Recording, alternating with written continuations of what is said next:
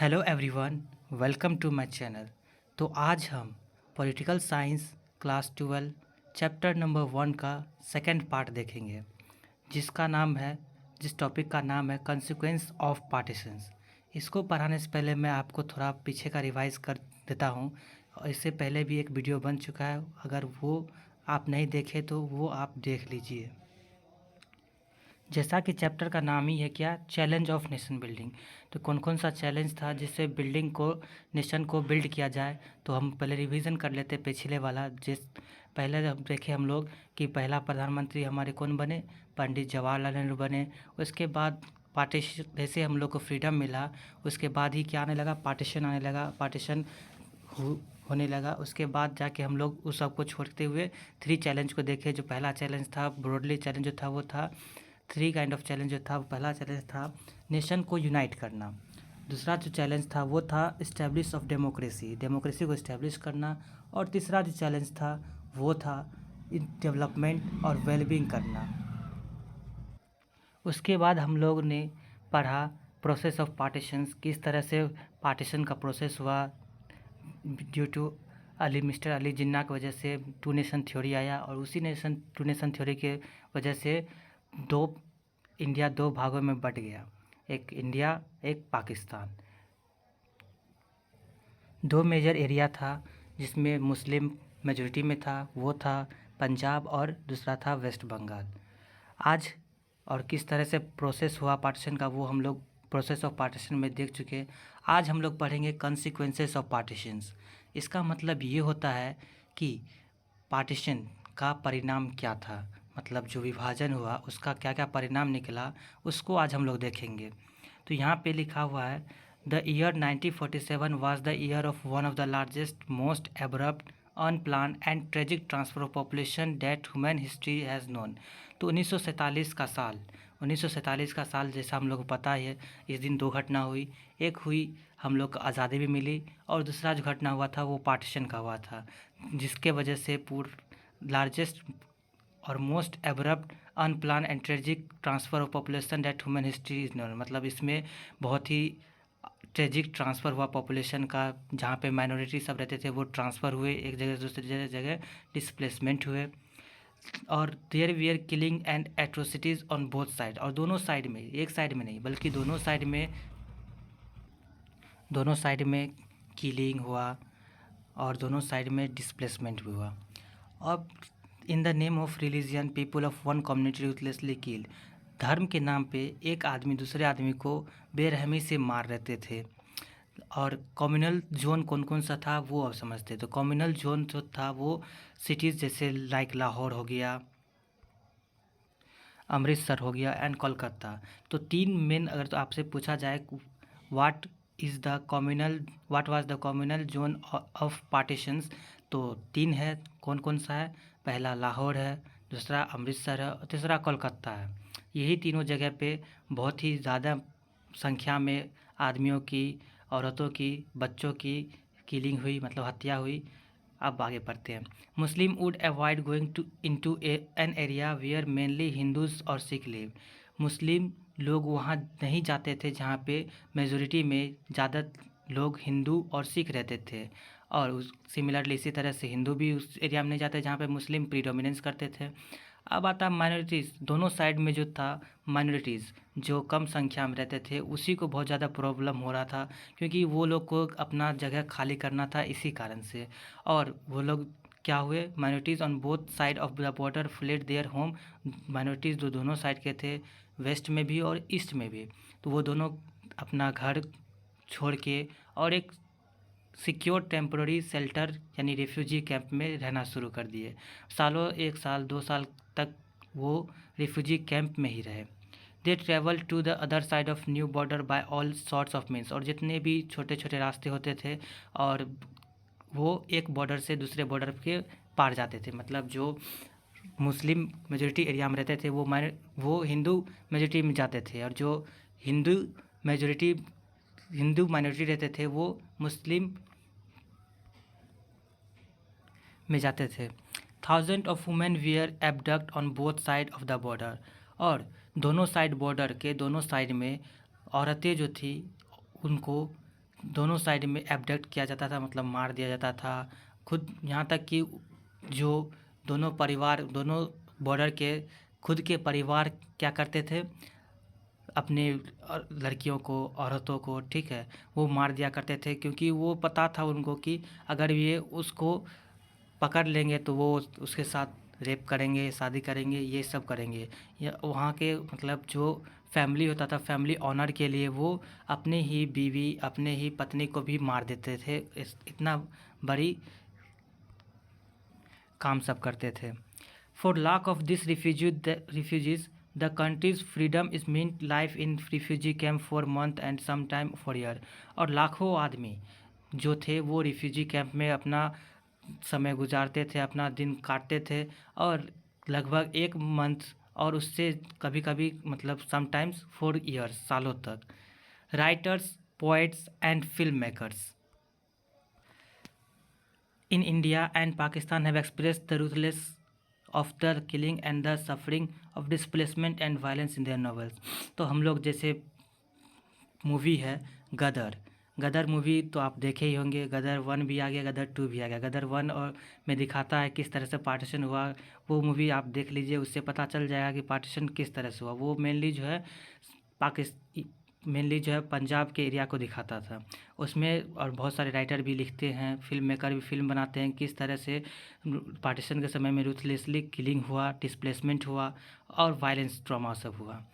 Short story, poems and films while recounting the trauma of partitions.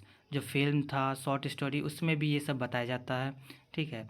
While recounting the trauma of partition they have often used the phrase that the survivors themselves use to describe partition as a division of hertz.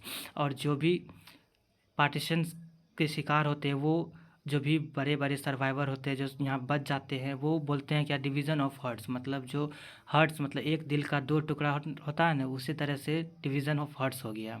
The partition was not merely A division of properties liabilities. जो partition हुआ था, जो India और पाकिस्तान जब बना था, तो इन पाकिस्तान वाले ने एक भी चीज़ नहीं छोड़ी।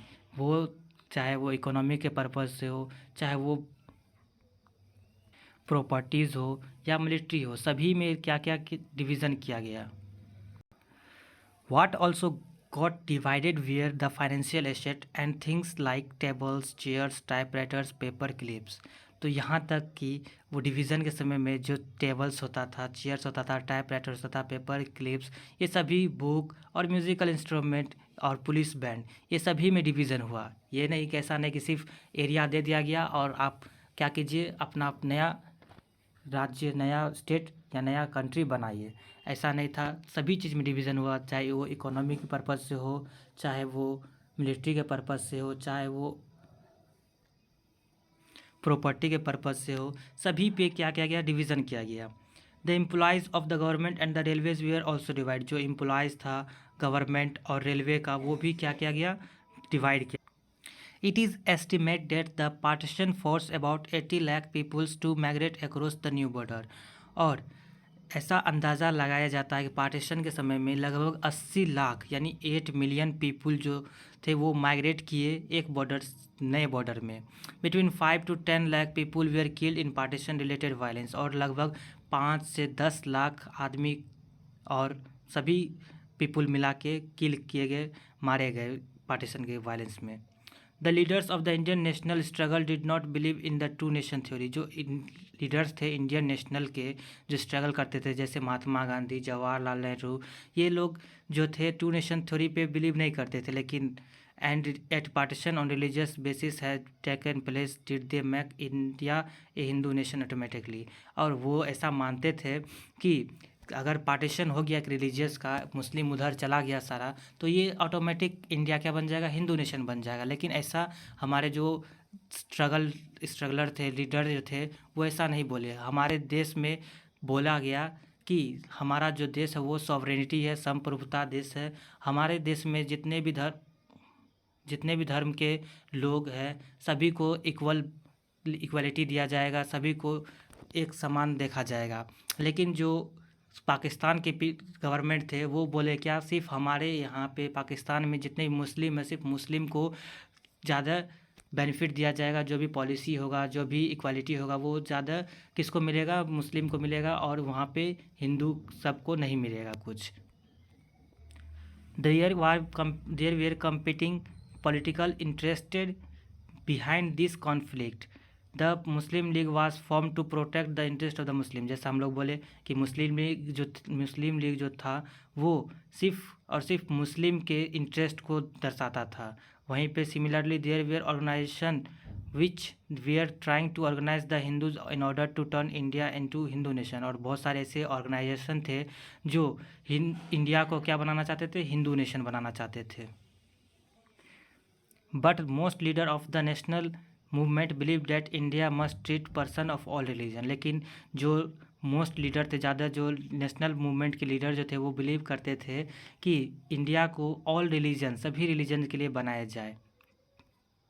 अब आगे देखते हैं।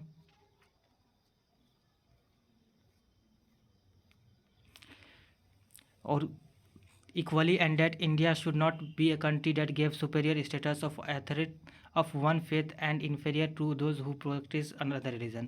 और वो लोग का मानना था कि हमारे इंडिया में जितने भी पीपुल है सबको एक तरह से ट्रीट किया जाएगा। ऐसा नहीं जो सुपेरियर है उसको ज़्यादा स्टेटस दिया जाएगा और जो इन्फेरियर है उसको कम दिया जाएगा, ऐसा नहीं होगा। सभी रिलीजन, कास्ट, सभी को क्या करना पड़ेगा? सबको इक्वलिटी और फ्रीडम, फंडामेंटल राइट्स, फंडामेंटल सभी के पे लागू होगा, और सभी जो है इक्वल स्टेटस, गवर्नमेंट के नज़र में सभी क्या हो गए? इक्वली हो गया। They cherish their for the ideal of secular nation. इसी कारण से वो लोग क्या किए? एक सेकुलर नेशन बनाए। This ideal was in the Indian constitution. और ये सब जो सेकुलर नेशन जो था, इसको किस में डाला? इंडियन कॉन्स्टिट्यूशन में डाला। तो ये यहाँ तक था पार्टीशन का, किस तरह से पार्टीशन प्रोसेस हुआ और किस तरह उसका परिणाम निकला, कैसे कैसे क्या हुआ, ये सब देख लिए। अब जो नेक्स्ट टॉपिक आता है वो इंटीग्रेशन ऑफ प्रिंसली स्टेट। तो हम लोग को जैसे पता है कि जब ब्रिटिश राज था हमारे इंडिया में, तो उस समय में बहुत ऐसा स्टेट था जो क्या था? प्रिंसली स्टेट था। British India was divided into what we are called the British Indian province and the princely state. जब ब्रिटिश इंडिया हम लोग पे राज करता था, तो ब्रिटिश के समय में दो चीज़ बना था, एक ब्रिटिश इंडियन प्रोविंस और दूसरा जो था वो प्रिंसली स्टेट्स था। प्रिंसली स्टेट्स में सिंपली जो प्रिंस रहता था, जो राजा रहता था, उसका उस पर हक रहता था। The British Indian province were directly under the control of, और जो ब्रिटिश इंडियन प्रोविंस था वो किसके कंट्रोल में रहता था? वो ब्रिटिश गवर्नमेंट के कंट्रोल में रहता था। और अदर हैंड जो बच जाता था, जो स्टेट था किसका? प्रिंसली स्टेट, वो किसके अंडर में रहता था? वो इनडायरेक्टली रूल करता था ब्रिटिश प्रिंस सब पे, कॉल्ड द प्रिंसली स्टेट। उसी को क्या बोला गया? प्रिंसली स्टेट बोला। मतलब उससे सिर्फ वहाँ से उसको सिर्फ टैक्स लेना था और कुछ नहीं।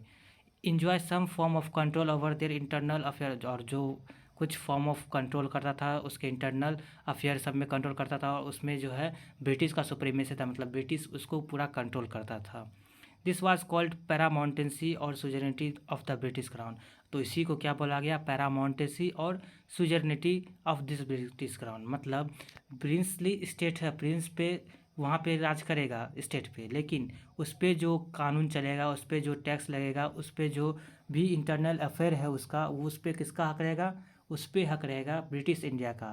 तो इसी को क्या बोला गया? पैरामाउंटेंसी बोला गया। तो पैरामाउंटेंसी अगर आपसे पूछे तो यही बोलना है आपको, ठीक है।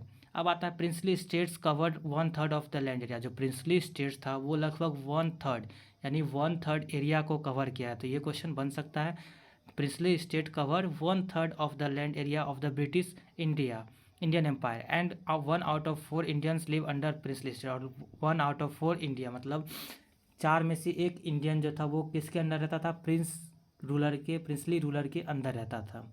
अब इसका प्रॉब्लम समझते हैं, क्या क्या प्रॉब्लम होता था। Just before independence it was announce. तो जैसे ही इंडिपेंडेंस होता है तो ब्रिटिश जो थे वो 3 ऑप्शन देते हैं। पहला ऑप्शन देते हैं प्रिंसली स्टेट सबको। पहला ये रहता है कि अगर आप चाहते हैं इंडिया के साथ मिलना तो इंडिया के साथ मिलिए। दूसरा जो था, अगर आप चाहते हैं पाकिस्तान के साथ मिलना तो आप पाकिस्तान के साथ मिलिए। और तीसरा जो था, अगर आप चाहते हैं इंडिपेंडेंस रहना तो इंडिपेंडेंस भी रह सकते हैं। तो जैसे ही आज़ाद हुआ तो वो उसका जो पैरामाउंटेंसी था वो ख़त्म हो जाता है, और जिसके कारण से नियरली अबाउट 565 जो प्रिंसली स्टेट रहते हैं वो इंडिपेंडेंट हो जाता है। All this states we are free to join other India, और वो सभी स्टेट जितने भी 565 स्टेट होते हैं वो फ्री होते हैं, इंडिया को ज्वाइन कर सकता है या फिर पाकिस्तान को ज्वाइन कर सकता है, या फिर खुद इंडिपेंडेंट रहना चाहता तो वो इंडिपेंडेंट भी रह सकता था। This decision was left not to the people but to the princely ruler, और ये जो डिसीजन था वो किस पे गया था, वो प्रिंसली रूलर पे गया था, ना कि वहाँ के पीपल पे। This was a very serious problem and could threaten the very existence of United nation, और ये जो था बहुत ही सीरियस प्रॉब्लम था। अगर मान के चलो प्रिंसली स्टेट बोलता कि हम आपके साथ नहीं मिलेंगे, हम अलग रहना चाहते हैं, तो उसके लिए उसका अलग टेरिटरी बनता, फिर उसका अलग टेरिटरी बनता। इसी कारण से ये बहुत ही सीरियस प्रॉब्लम था। The problem started very soon, और प्रॉब्लम जो है धीरे धीरे स्टार्टेड सुन, बहुत जल्दी शुरुआत हो गया प्रॉब्लम का। First of all the ruler of Travancore, सबसे पहला जो रूलर था वो कौन था, ट्रेवनकोर का। तो सबसे पहला जो रूलर, ये रखना पड़ेगा आपको कि पहला जो रूलर कौन था जो अनाउंस किया कि हम इंडिपेंडेंस रहेंगे, जिसने चूज़ किया कि हम क्या करेंगे, इंडिपेंडेंस रहे, तो वो कौन सा का, ट्रेवनकोर। ठीक है, पहला हो गया ट्रेवनकोर। दूसरा जो था वो था निज़ाम। तीसरा कौन था, हैदराबाद का निज़ाम। तो ये देख लीजिए इसमें बताया गया प्रिंसली स्टेट जो येलो कलर से है वो ब्रिटिश इंडिया, और जो ब्लू कलर से है वो क्या है, प्रिंसली स्टेट है। इसमें आप देख लीजिए कौन कौन सा स्टेट ऐसा था। अब जो हैदराबाद का निज़ाम था वो भी अनाउंसमेंट कर देता है नेक्स्ट डे क्या, कि हम भी अब इंडिपेंडेंट रहना चाहते हैं। और अदर जैसे हो गया ruler like the nawab of Bhopal we are averse to joining the constituent assembly, वो भी क्या करता है, नवाब ऑफ भोपाल जो था वो भी कॉन्स्टिट्यूंट असेंबली को ज्वाइन करने से इनकार देता है। This response of the rulers of the princely state meant that after independence there was a very real possibility that India would get further divided into a number of small countries. Due to princely state, मतलब princely state के कारण बहुत आदमी ऐसा सोचते थे कि India का जो है वो छोटे छोटे स्मॉल कंट्री में, स्मॉल एरिया में क्या होगा, उसका डिवीज़न हो जाएगा और कभी भी यूनाइट नहीं होगा। The prospect of strange situation since the Indian independence was aimed at unity, इसीलिए इसी कारण से जो पहला एम था इंडियन लीडर्स का वो क्या था, सभी को यूनाइट करेंगे, जितने भी प्रिंसली स्टेट है, चाहे वो जैसे भी यूनाइट हो, चाहे वो मार के हो, चाहे वो प्यार से हो, चाहे उसको कुछ और तरीके से भी किया जाए, लेकिन सबको क्या करेंगे, एकजुट करेंगे, जिसके कारण से जो एरिया है वो स्मॉल एरिया में बदलेना, स्मॉल कंट्री में बदलेना। ठीक है, इसी कारण से जो पहला काम था इंडिया का वो था यूनाइट करना, यूनाइट सभी कंट्री को, जितने भी प्रिंसली स्टेट थे, जितने भी एरिया थे उसको यूनाइट करना। अब गवर्नमेंट्स अप्रोच ये होता है कि सरकार का दृष्टिकोण कैसा था, अब किस किस तरह से कैसे करना है उसको ये समझते हैं। द इंटरिम गवर्नमेंट, तो शुरुआत हम लोग पता है क्या कि 1947 में जैसे हम लोग को आज़ादी मिलता है तो इंटरिम गवर्नमेंट बना जाता है। उस समय में इलेक्शन नहीं होता है, इलेक्शन जो हमारा होता है वो 1952 में होता है। ठीक है, तो शुरुआत में कौन सा गवर्नमेंट बनता है, इंटरिम गवर्नमेंट बनता है। Against the possible division of India into small principalities different size, तो और वो अगेंस्ट करता है जो भी छोटा छोटा डिवीज़न होता है स्मॉल प्रिंसली स्टेट में, उसको अगेंस्ट करता है, उसको बोलता है कि आप क्या कीजिए, हमारे साथ मिलिए। The Muslim League oppose the Indian National Congress and took the view that the state should be free to adopt any course they like, और जो मुस्लिम लीग जो थे वो इंडियन नेशनल कांग्रेस का अपोज करते थे। वो बोलते थे कि आप जो भी एरिया, जो भी स्टेट जो है जैसे भी रहना चाहे, चाहे फ्री हो, चाहे वो आपके साथ मर्ज हो, वो उसको हिसाब से रहने दीजिए। लेकिन जो उस समय में हमारे जो डिप्टी प्राइम मिनिस्टर थे सरदार वल्लभ भाई पटेल जो थे, वो डिप्टी प्राइम मिनिस्टर भी थे और होम मिनिस्टर भी थे। और वो उन्होंने क्या किया, during the crucial period immediately following independence he played a historic, मतलब उन्होंने एक बहुत ही ऐतिहासिक रोल निभाया, किसको, सभी को एकजुट करने में। जो इतने प्रिंसली स्टेट थे सभी को क्या बोले कि सभी आप लोग क्या कीजिए, हमारे साथ जुड़िए, जो भी हमारा जो मिलिट्री है, जो भी आपका सिक्योरिटी होता है उसको हम लोग देखेंगे। ठीक है, तो जो स्टेट को रीऑर्गेनाइज करने में, स्टेट को अपने साथ जोड़ने में सबसे ज़्यादा जिसका योगदान है वो कौन थे, वो थे सरदार वल्लभ भाई पटेल। और उस सरदार वल्लभ भाई पटेल को हम लोग लौह पुरुष के नाम से भी जानते हैं, जिसको बोलते हैं iron man of India, that is known as Sardar Vallabh Bhai Patel. But it was very complicated task which required skillful persuasion. और ये जो टास्क था वो बहुत ही क्या था, कॉम्प्लिकेटेड था, और इसके लिए एक ऐसे आदमी की ज़रूरत थी जो जिसके पास क्या था, स्किल हो, जिसके पास टैलेंट हो। तो there are 26 small states in today's Odisha, Saurashtra region of Gujarat and 14 big states, 119 small states and numerous other different administration. उस समय में जो है 26 स्मॉल स्टेट रहता था, जो टुडेज क्या है आज के समय में उड़ीसा जो रहता है, उड़ीसा के इधर 26 स्मॉल स्टेट था, सौराष्ट्र रीजन यानी गुजरात में 14 बड़े स्टेट थे, और 119 स्मॉल स्टेट और न्यूमरस डिफरेंट एडमिनिस्ट्रेशन, मतलब और अलग अलग एडमिनिस्ट्रेशन था। ये सबको क्या करना था, सबको एक साथ करना था। The government's approach was guided by 3 consideration. जो गवर्नमेंट का अप्रोच था वो 3 कंसिडरेशन था। पहला था the people of most of the princely state clearly wanted to become part of. पहला तो यही था कि जितने भी प्रिंसली स्टेट थे, ज़्यादातर जो प्रिंसली स्टेट थे वो बोल दिए क्या कि हम किसका पार्ट रहेंगे, वो रहेंगे हम लोग इंडियन यूनियन का पार्ट रहेंगे। दूसरा जो था secondly the government was prepare to be flexible in giving autonomy. और दूसरा जो था स्ट्रेटेजी था वो था गवर्नमेंट जो है जो भी इंडियन यूनियन के साथ मिलेगी उनको क्या किया जाएगा, फ्लेक्सिबल ऑटोनॉमी दिया जाएगा, फ्लेक्सिबल गिविंग ऑटोनॉमी दिया जाएगा। The idea was to accommodate plurality and adopt flexible approach in dealing with the demands of the region.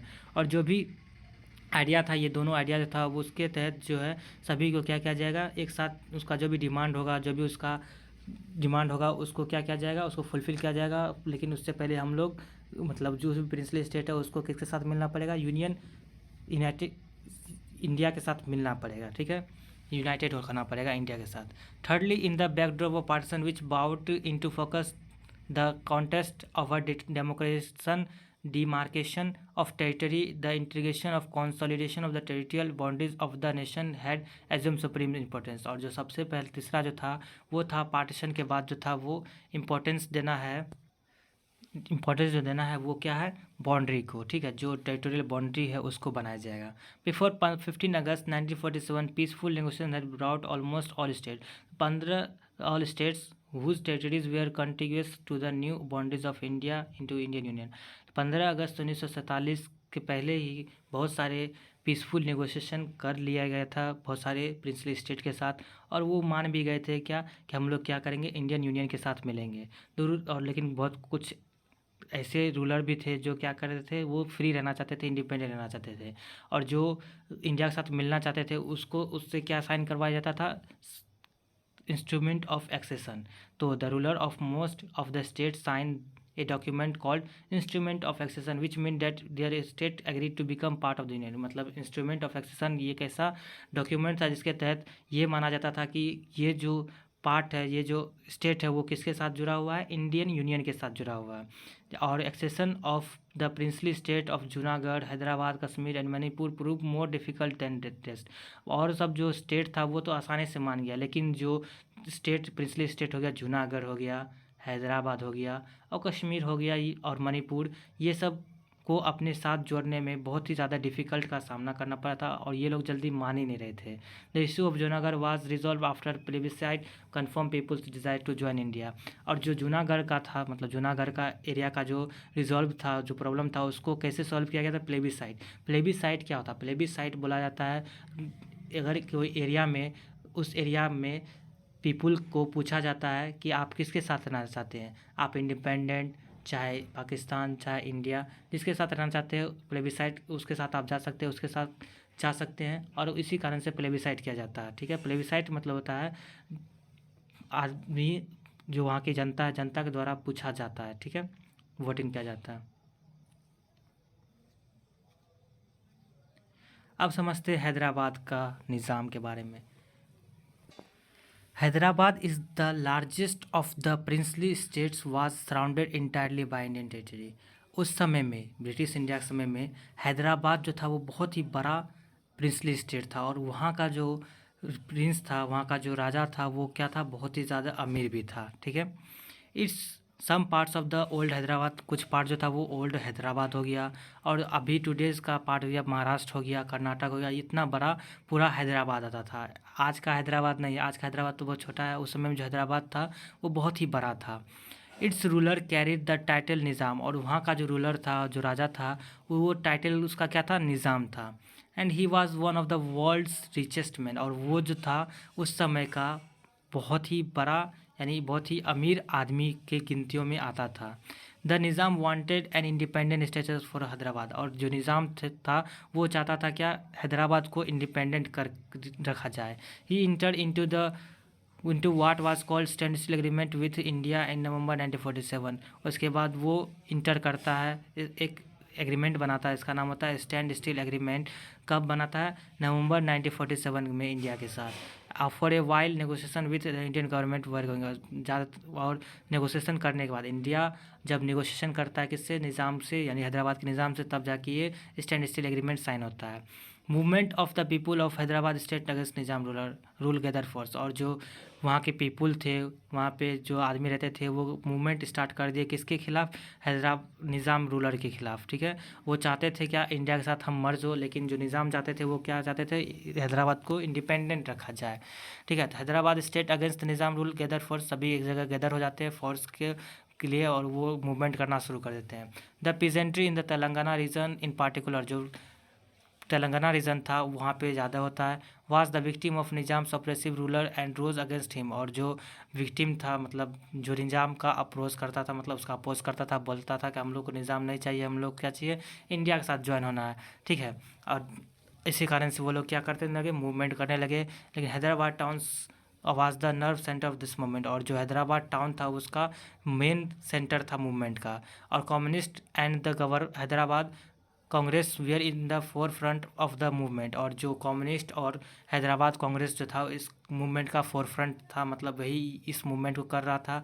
और यहाँ तक देखो, निज़ाम जो उस समय में सबसे रिच पर्सन के रूप में आते थे, तो सीधी बात है जो इतना अमीर होगा तो उसके पास खुद का मिलिट्री भी होगा, और उसका मिलिट्री भी था, और बहुत ही खतरनाक मिलिट्री था, जिसका नाम था रजक्कर। ठीक है, तो the Nizam responded by unleashing a paramilitary force known as Razakars on the people. तो निज़ाम क्या करता है, उसके जब मूवमेंट होता है तो उसके रिस्पॉन्स में निज़ाम जो थे वो अपना पैरामिलिट्री फोर्स को छोड़ देता है, और बोलता है, जो उसका नाम क्या होता है पैरामिलिट्री फोर्स का, तो वो होता है रजक्कर्स।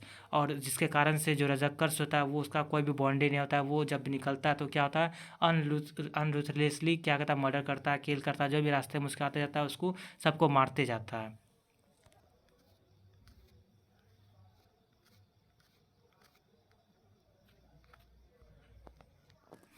Murder, maimed, raped and looted targeting partly non Muslim.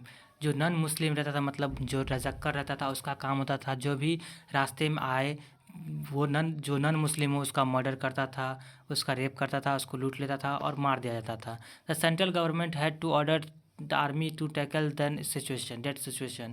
तो सेंट्रल गवर्नमेंट ऑर्डर देता अपने आर्मी को कि इस सिचुएशन को जाके हैंडल करो। तो सितंबर 1948 में इंडियन आर्मी मूव करता है निज़ाम फोर्स के तहत, और आफ्टर फ्यू डेज, कुछ दिनों बाद क्या होता है, इंटरमीडिएट फाइटिंग, दोनों बीच में फाइटिंग होता है और निज़ाम सरेंडर कर देता है, और this lead Hyderabad accession to India. इसी कारण से हैदराबाद को क्या कहता है, एक्सेशन करता है, जीत लिया जाता है। ठीक है, अब आगे पढ़ते हैं मणिपुर की कहानी।